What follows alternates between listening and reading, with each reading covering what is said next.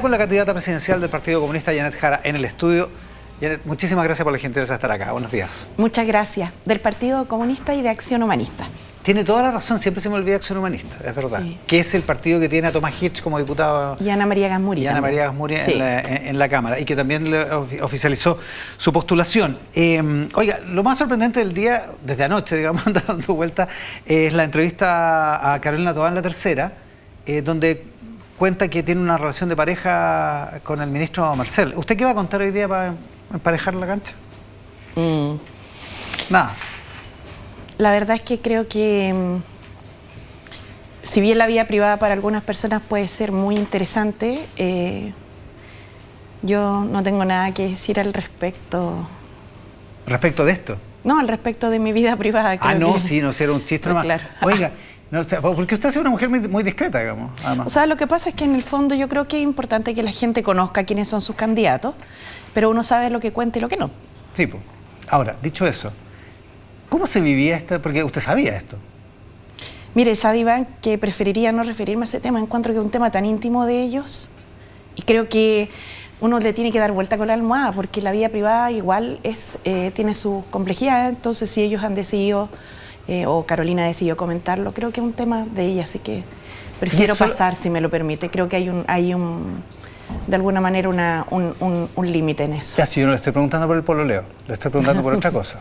Le estoy preguntando, ya, ahora hablemos en serio, digamos. Sí, claro. Le estoy preguntando por las implicancias políticas. ¿Cómo se vivía al interior del gabinete? No había ¿cómo decirlo? No, en cualquier organización, si hay un grupo de gerentes y dos gerentes tienen una relación, a lo mejor puede pasar que esa relación implique un cambio de actitud, un cambio de tono, eventualmente un favoritismo de uno sobre otro, de uno para con el otro. ¿Eso no se vivió en el gabinete? A ver, desde mi experiencia, lo que yo le puedo contar es que con quien más me tocó trabajar directamente fue con el ministro Marcel. Pasamos largas horas, días, incluso a veces noches, trabajando en los temas que nos convocaban y no sentí nunca un trato distinto como lo hubiese tenido él, me imagino yo, con cualquier otra ministra o ministro. Así que desde mi perspectiva no sentí ningún tipo de favoritismo ni de discriminación, ni lo positivo ni lo negativo, sino que más bien... Ni para un lado ni para el otro. Digamos. Claro, una concentración en el trabajo, con seriedad. Creo que tuvimos la oportunidad de desarrollar un trabajo bueno, serio y bien comprometido, y con harta intensidad además. Entonces, igual es como harto tiempo y disposición invertida en eso. ¿Descarta que haya un conflicto de interés cuando dos ministros de un gobierno, particularmente el ministro que está a cargo de los presupuestos, de la billetera fiscal, pueden tener, por tener una relación de pareja? Es que en mi caso, como le digo, Iván, yo no vi nada que diera cuenta de aquello, entonces no... No, pero teóricamente hablando, no la práctica, teóricamente hablando, ¿no representa un conflicto de interés? Sería muy injusto que pudiera opinar al respecto de algo que no viví y no experimenté. En mi caso, yo por lo menos lo descarto. En un gobierno suyo, si dos ministros suyos empiezan una relación de pareja, ¿usted preferiría que esto se transparentara de inmediato a la opinión pública? Yo creo que son situaciones de la vida privada que dejan en una, yo diría, cierta incomodidad a todos los demás, ¿no? Si yo digo, por ejemplo, que preferiría que ellos lo hubieran transparentado desde el minuto uno, me estaría metiendo en su vida privada. Si digo que no, la verdad es que estaría, o sea, como que no hay respuesta correcta, eso es lo que le quiero decir. Pucha, creo que aquí, ¿qué quiere que le haga? Sí, pues. Así nomás la cosa, pero ¿sabes lo que le quiero decir? Es que creo que hay una combinación en la cual a la gente creo que hay que medirla por su trabajo, más por lo que hace en su intimidad. Y en este caso creo que por lo menos yo que trabajé directamente con Mario, con Carolina, menos tareas conjuntas, pero evidentemente es un trabajo que se desarrolló con absoluta seriedad. En mi caso, yo no tengo nada que decir al respecto. Desde el punto de vista de la campaña, Mario Marcel ha, por ejemplo, criticado a Evelyn Matei.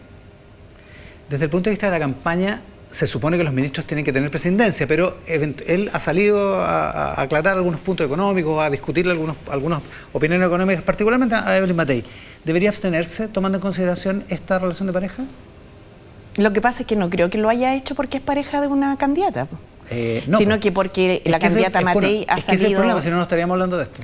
La candidata Matei ha salido a entregar cifras que no son, a hablar de obras que ya se están construyendo. En realidad ha salido a decir un conjunto de cosas que no son efectivas. Y no ha salido solo él, también salió la ministra López, la ministra Aysén. Entonces no sé si es tener una relación de la vida privada es algo que a uno lo debiera impedir de hacer su trabajo. Ese no es el debería. punto. No creo que a uno le impida hacer su trabajo. Ahora, este es un tema que yo creo que mejor es preguntárselos a ellos, pues, Iván, si son ellos los que... No, pues yo le estoy preguntando a usted. No, está sí, bien, por supuesto que son ellos.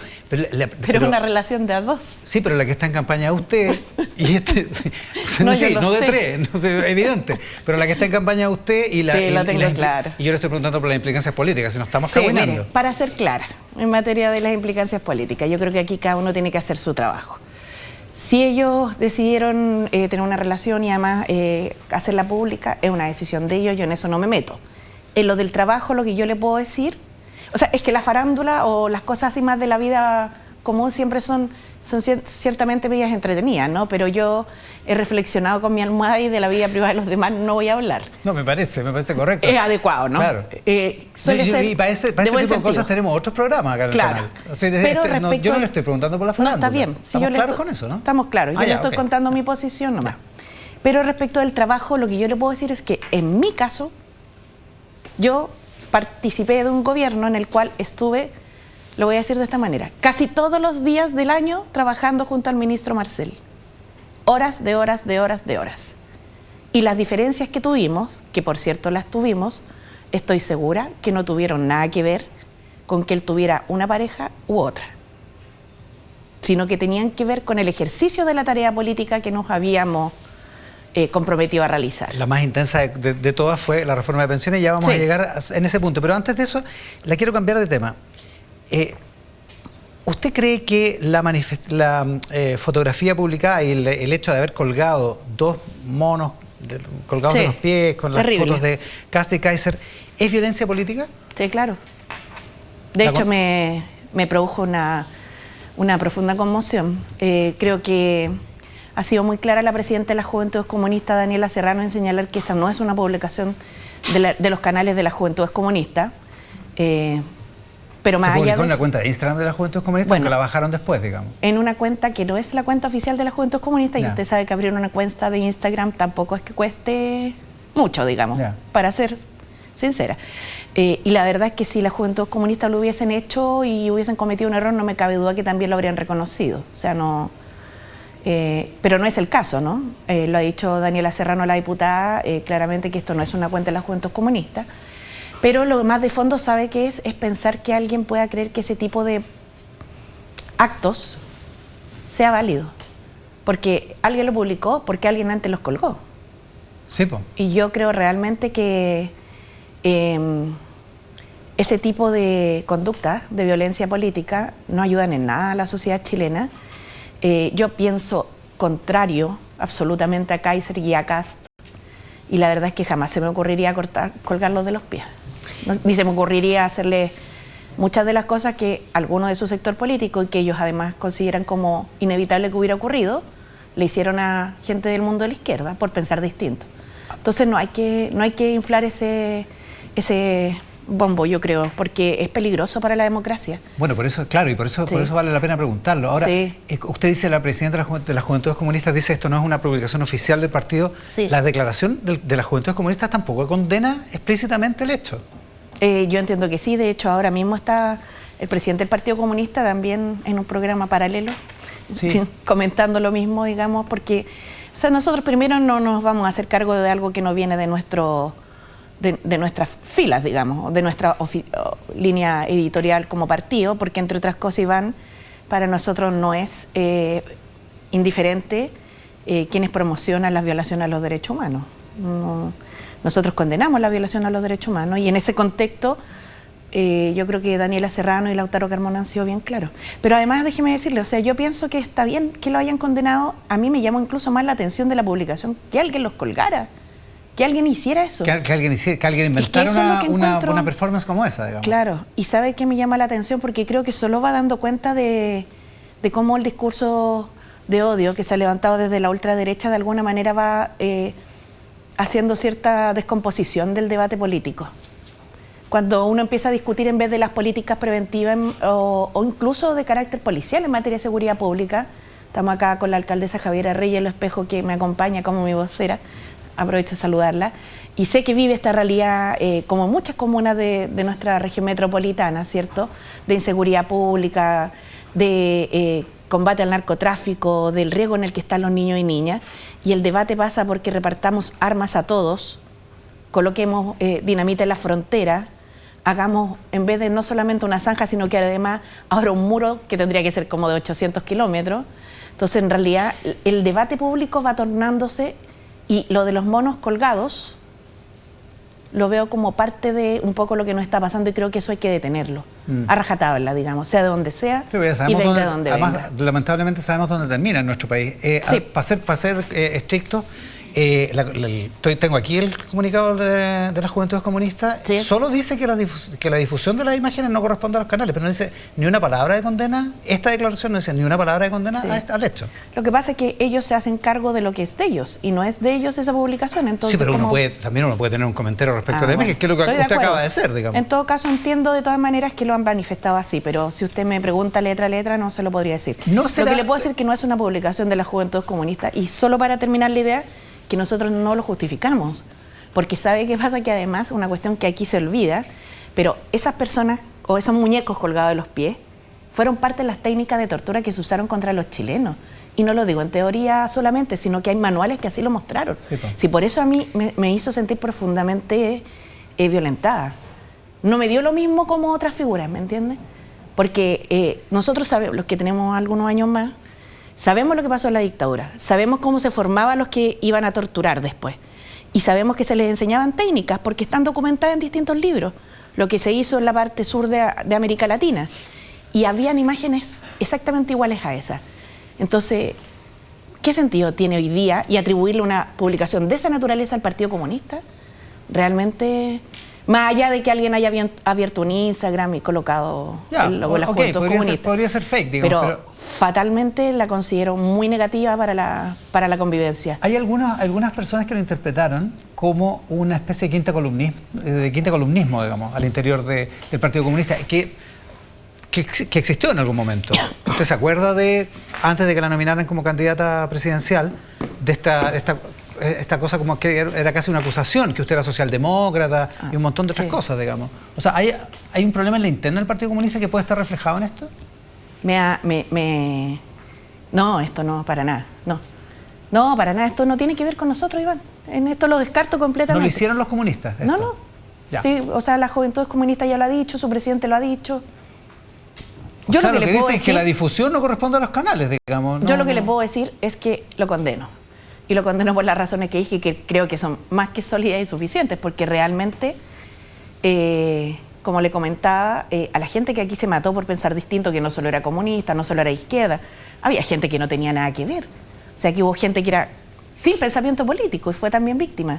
Y las torturaban bajo este tipo de esta manera, digamos. Con también, esta entre otras. Iván, y respecto a lo de fondo en el Partido Comunista, que no tiene que ver con la vinculación de esta discusión, ¿no? A mí me ha llamado la atención porque pasé de... todo depende de quién opine respecto de otro, ¿no? Entonces, para algunos soy una comunista... Todos los domingos. Todos los domingos acá. Sí. Para algunos soy una comunista radical, para otros una comunista neoliberal, para algunos que están al medio una comunista socialdemócrata.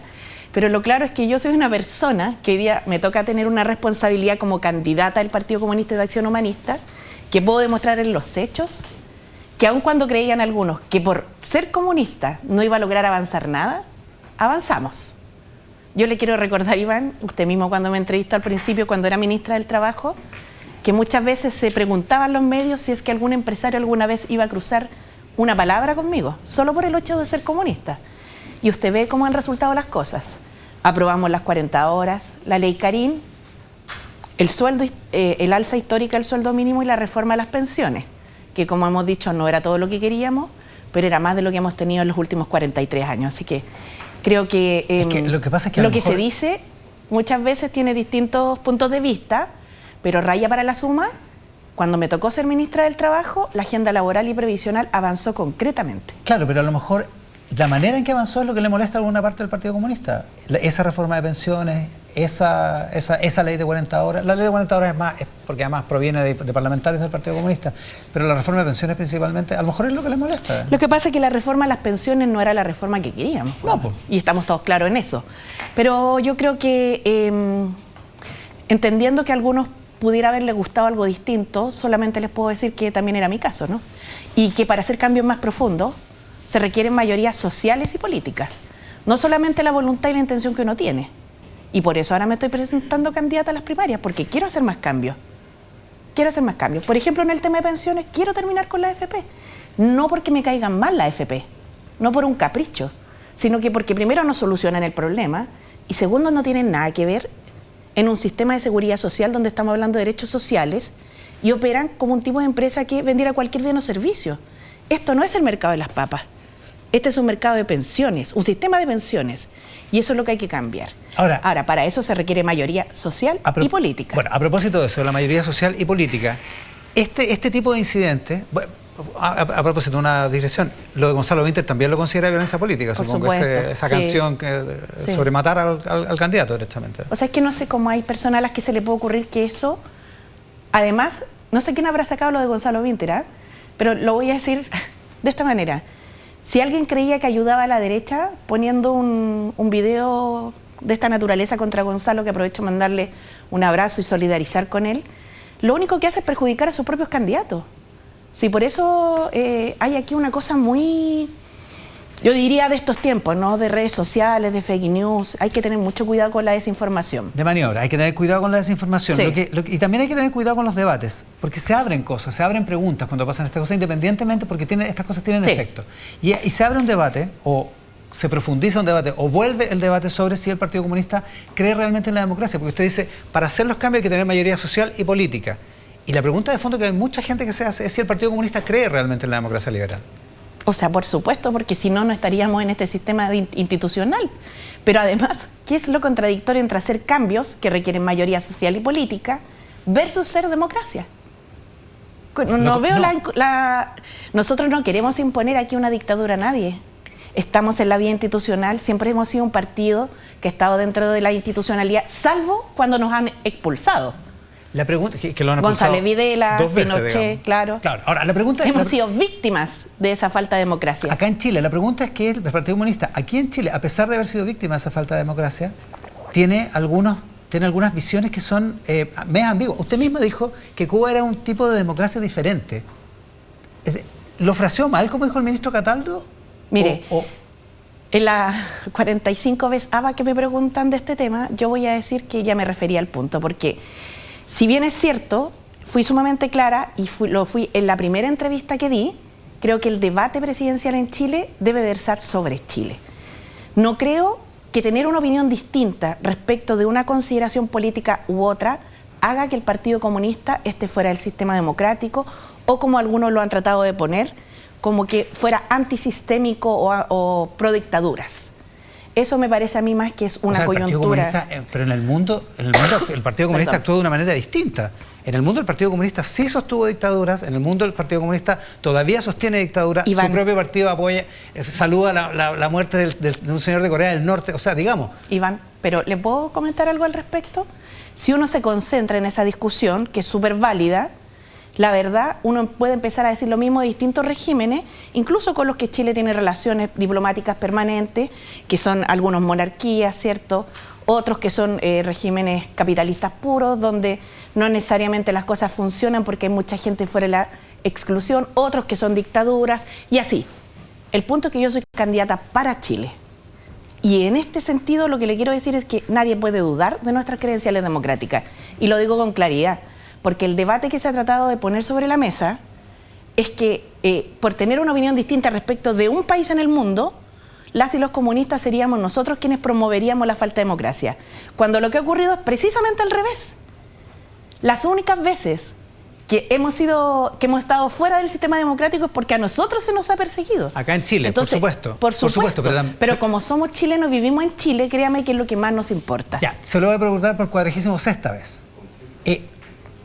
¿Usted quiere vocear, formular de manera distinta la frase sobre la democracia diferente? Yo ya lo dicho está. Es que y me gustaría conversar de Chile, la verdad. Vamos a conversar de Chile al tiro. Pero hablemos de la democracia. ¿En qué democracia cree usted? ¿Usted cree en la democracia liberal? ¿Esa es la democracia en la que usted cree? Mire, yo creo que es importante tener claro que, por ejemplo, en el modelo democrático de nuestro país puedan haber espacios como el que estamos llevando ahora adelante. Una elección primaria para que sea la gente quien elija a su candidato. Que la democracia, además, no sea solamente de carácter representativa, en la cual se elige un representante y luego no se tiene ninguna conexión con él, y que va en definitiva votando como a esa persona le place, ¿no? Y que después 4 años después la vuelva a ver, u 8 años después si es un senador. Creo en una democracia participativa, activa, y por eso siempre hablamos de construir mayorías sociales y políticas. Si aquí no es antónimo o algo contrario a la participación activa de la ciudadanía, el tener una buena democracia, por el contrario, la fortalece. Y eso es lo que a veces se trata de poner como en un péndulo, como cosas que son distintas, ¿no? Nosotros siempre desde, yo diría, en mi caso en particular, desde mi inicio en el movimiento social, como dirigente estudiantil, después dirigente sindical y autoridad de gobierno, siempre he tenido sumamente claro que la opinión activa de los ciudadanos y ciudadanas son muy relevantes para fortalecer la democracia. Lo que pasa es que hay algunos que quisieran que salen elegidos y después no se acuerdan. No se acuerdan nunca más. Claro, y por eso la gente, perdona, solo para terminar la idea, disculpa, sé que me he extendido, pero no, está bien. Por eso es que la gente después, cuando vuelven a ir 4 años después a los territorios, la gente está aburrida y desafectada de la política. Pero para que cerremos el tema y hablemos y podamos hablar de la candidatura en Chile como usted quiere, ¿no le parece legítimo tener una duda respecto del Partido Comunista cuando hay un fraude electoral como en Venezuela, hay una dictadura como en Venezuela y el Partido Comunista no tiene una definición clara, una condena clara a eso? ¿No le parece legítimo pensar que el Partido Comunista piensa que la democracia se puede adecuar a distintas formas o que los gobiernos se pueden conducir de distintas maneras y no solo con los parámetros de la democracia liberal? Mire, yo creo que en torno a la opinión del Partido Comunista es bueno preguntárselas a ellos, dado que yo soy candidata presidencial, pero le quiero decir algo. Muchas veces se interpreta más de lo que el Partido Comunista cree respecto de determinados países. En mi caso yo he sido sumamente clara, tanto respecto de lo que pienso de Venezuela y de Cuba, y lo que me he dado cuenta es que a veces importa bien poco lo que nosotros digamos, importa más lo que están interpretando al otro lado, y no me refiero a usted en particular, Iván. Por eso he preferido concentrar mi relato en lo que a los chilenos me imagino le importa, porque la verdad es que en el caso de Venezuela puedo entender que hay una preocupación porque hay mucha población migrante acá que seguramente no es que se haya venido porque quería venirse a Chile.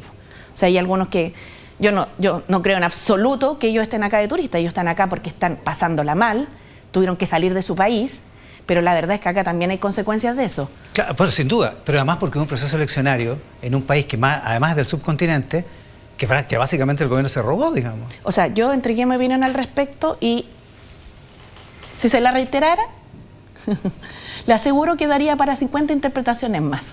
Pero yo me quedo tranquila porque yo estoy clara de lo que pienso, tanto de Venezuela como de Cuba. Ya, usted dice una cosa lo que diga el Partido Comunista, yo soy candidata en este caso, pero esta semana... No solo eso, sino que, perdón, que lo que digamos nosotros siempre se va a sobreinterpretar, pues. Bueno, pasó con este asunto sobre la militancia. Sí. Yo no entendí la controversia. ¿Usted está dispuesta a dejar de ser militante si es que es presidenta del partido, si es que es presidenta de la República, si gana la primaria? ¿Cuál es el sentido de la frase? Yo llevo 37 años militando. Imagínese que por una elección de 2 meses tomar una decisión así. Claramente no. Lo que pasa es que lo que yo he manifestado es que si uno quiere conducir el país, evidentemente debe tener la capacidad de construir gestos de unidad. Gestos de generosidad política. Pero en el sentido como lo hizo Patricio Aylwin, que congeló su militancia en la democracia cristiana, cuando fue elegido presidente. Si nosotros vemos en nuestro país, algunos han tratado de instalar la tesis, a pesar de todas las pruebas concretas que hemos dado de lealtad al gobierno, de trabajo activo, de cumplimiento de tareas. En mi caso en particular, además que me ha tocado liderar junto con otros ministros, por cierto, en particular con Mario Marcel, con Antonio Orellana, tareas bastante concretas que han sido medulares para la agenda de gobierno. A pesar de eso, algunos creen que pueden levantar el discurso de veto, de que un o una comunista jamás podría encabezar el país. Y yo les quiero decir que en ese sentido, nosotros como militantes de un partido de izquierda tradicional chileno, tenemos toda la disposición para construir esa mayoría social y política y hacer los gestos de unidad que se requieran. Pero no va a ser una elección de 2 meses lo que haga que yo cambie mi militancia política. Eso lo quiero dejar bien claro, porque ya, eso está claro para si la, hay para un la primaria. momento en que yo decidiera hacer un cambio, esto es por un tema de convicciones, no electoral. Si ese es el punto. Entonces yo creo que hay que tener más tranquilidad.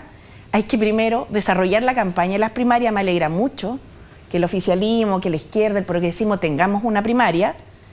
Me alegra mucho además que esa posibilidad vaya a confluir en que democráticamente y no a dedo, como en la derecha, se designe un candidato o una candidata única, que además espero ser yo, y creo que tengo la fuerza, la capacidad y la convicción, modestia aparte, para poder liderar ese proceso.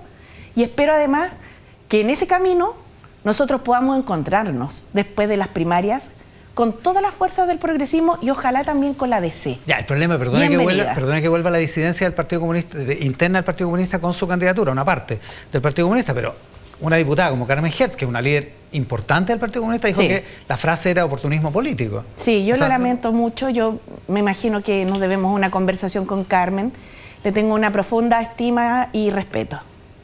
Ya, para cerrar el tema, ¿la militancia política será un tema si es que resulta electa presidenta? La pregunta la voy a hacer yo al revés. A ver. Es decir, para ser candidata a la presidencia de Chile, ¿un militante comunista tiene que renunciar a su militancia? No creo que así sea como se combate el anticomunismo. Por el contrario, yo creo que lo que hay que hacer es lo que hemos hecho además todos estos años. Y en particular, perdón la autorreferencia, pero en particular yo he construido con todos los sectores, no solo con los de la izquierda y de la centroizquierda, sino que también con sectores de la derecha menos radical o menos ultra como los Kaiser y Kast, ¿no? Que tan mal le han hecho en materia de derechos sociales a este país. Hablemos del tema del salario mínimo, cuando la CUT pide 1 millón de pesos de aquí al final de la década como sueldo mínimo. ¿Cómo dialogaría usted, si fuera presidenta, cómo dialogaría usted con una CUT que es un referente para el mundo de la izquierda, es una organización tan simbólica, tan querida para el mundo de la izquierda? Sí, yo creo que... A ver, lo primero que es sobre salario mínimo, Iván, lo más interesante de la propuesta, más allá de la cifra, que por cierto, me imagino la gente que el 1 millón de personas que vive con el salario mínimo está atenta también a esta discusión, es el cambio de concepto, Iván. Porque el salario mínimo, lo que hemos discutido hasta ahora, todo este tiempo en este país, es cuánto es lo mínimo legal que yo puedo pagar. Pero en realidad la discusión a la que hay que pasar es cuánto es lo mínimo con que una familia vive. Y ese es el salario vital. Y esa es una discusión que hay que transparentar en el país. Yo creo que una discusión, además, que se está dando en el mundo del trabajo internacionalmente y que tiene que ver con cosas tan importantes como construir cohesión social, porque cuando una familia no alcanza a llegar a fin de mes, no le alcanza para pagar el arriendo o el agua o la luz, realmente eso constituye una angustia que está muy presente en la vida de las personas y que genera desafección social, genera desigualdad, dolor. Pero para ganar el salario mínimo primero hay que tener un trabajo formal, digamos. Por supuesto. Y el problema es que el salario mínimo muy alto, dicen los economistas, genera o promueve un desincentivo a esa contratación formal, digamos. Efectivamente ese ha sido el discurso, pero la evidencia concreta ha dado muestra de lo contrario.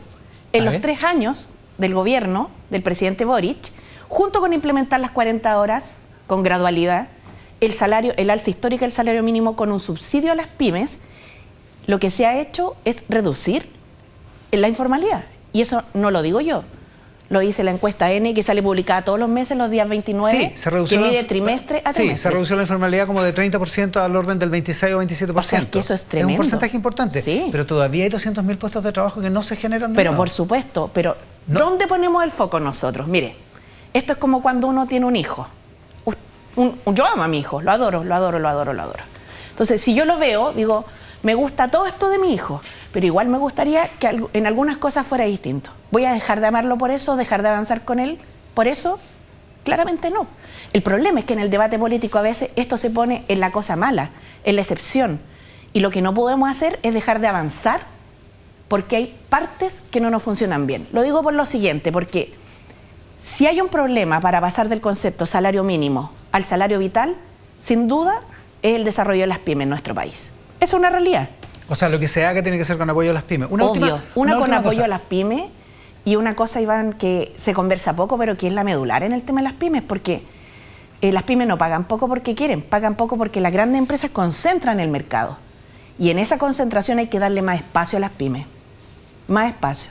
Y para eso... ¿Por la vía de una regulación? Claro, para eso hay leyes que regulan la concentración económica y que aquí parecieran tabú en nuestro país, pero que en el resto de los países existen efectivamente. Pero más allá de la institucionalidad que hay, digamos, de la institucionalidad de la Fiscalía Nacional Económica. O sea, lo que pasa es que la institucionalidad que hay hace que el 87% de las utilidades se concentren en las grandes empresas y el 13% en las pymes.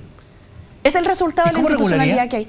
Bueno, como se hace en otros países. Por ejemplo, se impide la confluencia de empresas relacionadas que entreguen servicios financieros y no financieros a la vez. Típico caso, un retail que te entrega una tarjeta de crédito. Porque ahí hay presión de transferencia. ¿Prohibiría que el retail tuviera negocio financiero? Regularía que efectivamente este tipo de confluencia de dos funciones se haga de una manera adecuada, donde se resguarden los intereses de las personas. Porque, por ejemplo, en algún minuto, muchos años atrás, es que esto tiene cosas bien concretas que ocurren, no son solamente teoría política o teoría económica. En las cajas de compensación que pagan pensiones empezaron a ofrecer créditos. Sí. Y resulta que a la vuelta de los años los adultos mayores están todos endeudados en la caja de compensación. Y eso era sin regulación. Se reguló después. Tiene un límite, tiene una tasa de interés límite, tiene un monto que te pueden descontar. Ya, en ese sentido regular. Por supuesto. Por otro lado, si los grandes grupos económicos son los únicos que siguen ganándose las licitaciones del Estado, ¿cuándo las pymes se van a poder pegar un salto y crecer? Entonces, hay harto discurso pro pyme, pero poca medida. Y si yo soy presidenta, voy a implementar el salario vital, el salario para la vida, con apoyo a las pymes, no solamente a través de un subsidio, que es netamente transferencia del Estado, sino también con un ecosistema más favorable. Por supuesto, porque la idea es que se fortalezcan hacia el futuro, no solamente en el minuto que dure el subsidio. Una última cosa, para que alcancemos, usted esta semana habló del acuerdo SQM-Codelco, dice que hay reparos porque SQM es una empresa de origen pinochetista, dice usted, y además porque financió la política ilegalmente en un momento, hace una década. Y usted dice, si yo soy presidenta, voy a sacar a Soquimich de... Eso es incumplir un contrato que el Estado está firmando en estos momentos, por estos días, de hecho. Bueno, todavía no se ha firmado, una. Dos, si no está firmado, ¿usted lo echa para atrás? Si yo soy presidenta, voy a promover una empresa nacional del litio. ¿Va a echar para atrás este acuerdo? Va a depender del estado en el que se encuentren las cosas a esa altura. Si está firmado, ¿lo van a respetar? Pero sin duda, aquí hay cosas que están pasando y que todavía no se han consolidado completamente, pero jurídicamente. Si está firmado, ¿lo va a respetar? Voy a revisarlo en su debido momento, Iván. ¿Y su reparo es por el origen y la conducta que tuvo SQM en el pasado? A eso iba. O como dice la candidata Matei, porque cree que a lo mejor no está claro cuáles son los beneficios para los chilenos. No es por lo que dice la candidata Matei, porque lo que dice la candidata Matei es que ella lo quiere licitar a los privados. Licitar a los privados. ¿Usted lo quiere porque quiere una empresa nacional del litio? Por supuesto, porque son minerales, tesoros que nos entrega la tierra, yo diría...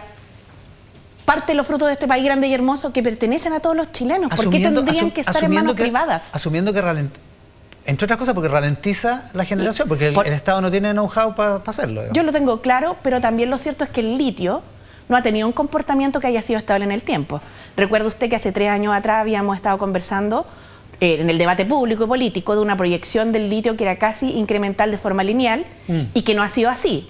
Así que el supuesto de la capacidad instalada del Estado para poder hacerse cargo de esta explotación es algo que es bastante dinámico, dado lo que ha pasado en estos 3 años que han sido de ejercicio efectivo de la labor de exploración. Si cuando usted asuma la presidencia, en la eventualidad que gane las elecciones, y el contrato está listo, está firmado, ¿no lo echa para atrás? Lo revisaré en su debida oportunidad. Muchas gracias, Janet. Muchas gracias, Iván. Gracias por la gentileza de estar acá. Janet Jara, candidata presidencial del Partido Comunista, esta mañana aquí en Mesa